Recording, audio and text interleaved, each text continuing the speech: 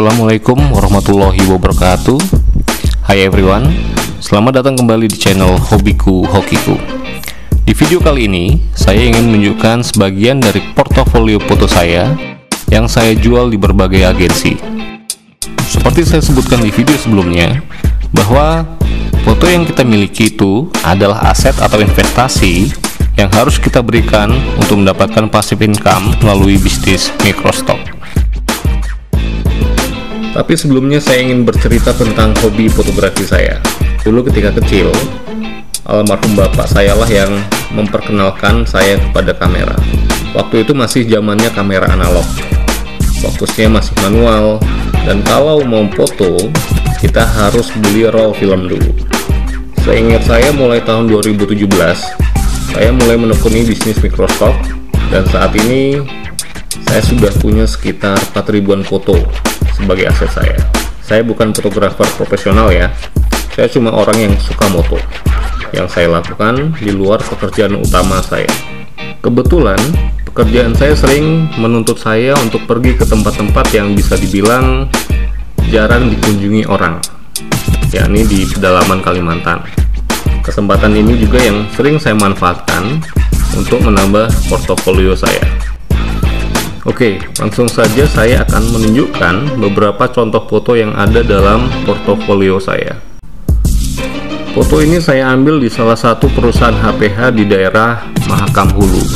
Untuk ke sana, kita harus naik kapal kayu.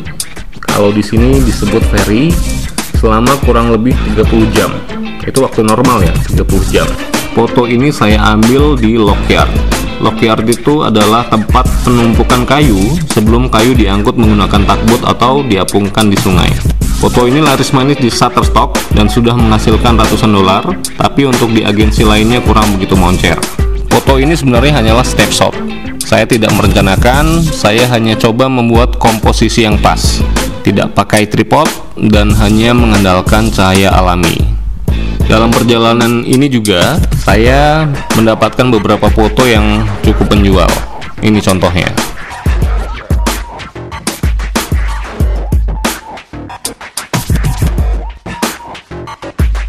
Mungkin foto inilah yang benar-benar saya konsep.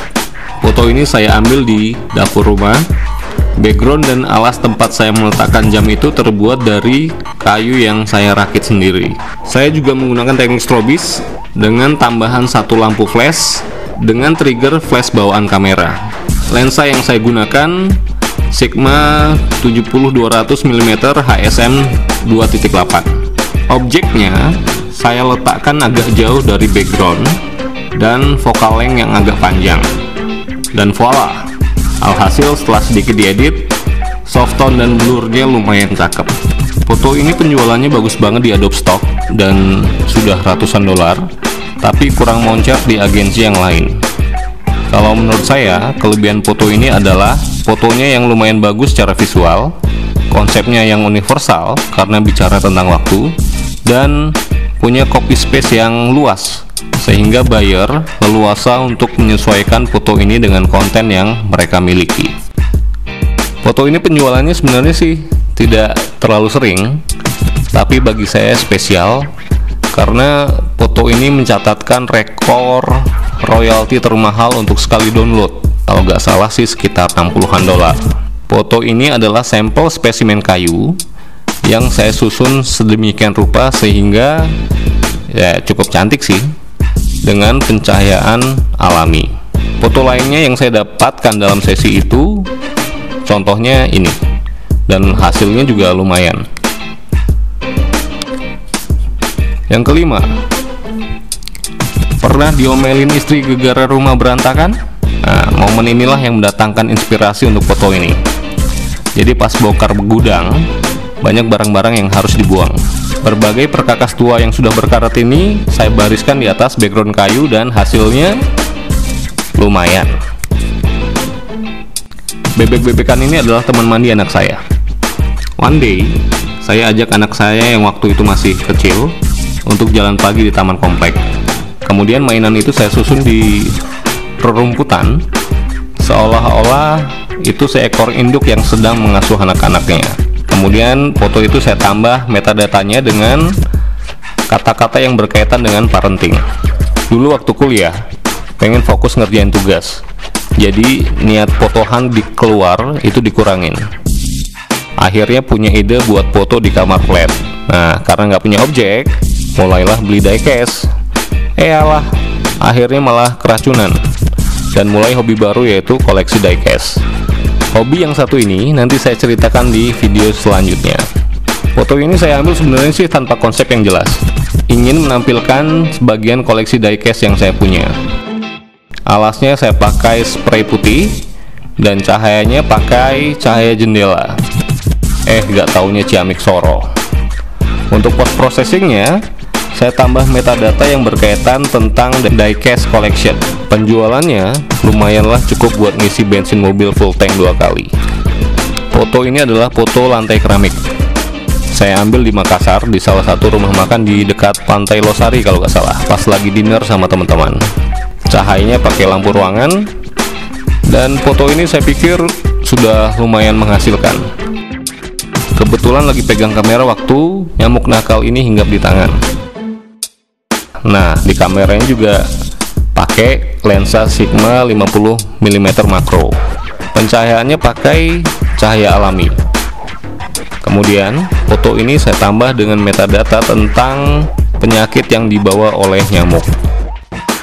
Ayo tebak ini gambar apa? Ini adalah foto bagian belakang panci teflon. Apakah foto ini laku? Awalnya pesimis juga buat upload di portofolio, tapi alhamdulillah ada yang laku juga. Nah, itu tadi contoh dari beberapa foto yang sudah terjual dari portofolio saya. Gak mungkin kan kalau 4.000-an foto saya bahas satu persatu. Sekali lagi, video ini bukan untuk pamer, tapi menurut saya ada beberapa poin penting yang harus kita perhatikan. Yang pertama, jangan berpikir kalau foto yang menjual itu adalah foto yang kita konsep secara jelimet, menggunakan alat yang lengkap dan mahal, teknik pencahayaan yang rumit, objek yang keren, dan sebagainya. Oke, tentu saja semua yang saya sebut tadi mendukung, tapi jangan jadikan alasan untuk ragu memulai. Mulai dari apa yang kita punya DSLR dengan lensa kit saja sebenarnya sudah cukup. Bahkan kita bisa pakai HP yang lebih portable. Kalau masalah teknis, kita akan terus belajar dan berproses di bisnis mikrostok ini. Yang kedua, kita harus lebih jeli dalam mengamati sekeliling kita. Apa sih yang menarik untuk dijadikan objek? Semua hal sebenarnya potensial untuk dijadikan objek. Tinggal bagaimana kita memingkainya dalam sebuah gambar yang komunikatif. Yang ketiga, jangan terlalu lama meninggalkan kamera di dalam dry box. Ajaklah dia menjalankan kodratnya. Tahu kan kodratnya kamera? Soalnya kita nggak pernah tahu di mana atau kapan kita akan menemukan objek foto yang potensial untuk terjual. Oke, sekian dulu video saya kali ini. Moga channel Hokiku dapat terus menyajikan konten yang informatif dan inovatif dalam upaya untuk mengubah hobi menjadi hoki. Silahkan beri kritik dan saran di kolom komentar, dan subscribe jika merasa channel ini bermanfaat. Terima kasih, dan wassalamualaikum warahmatullahi wabarakatuh.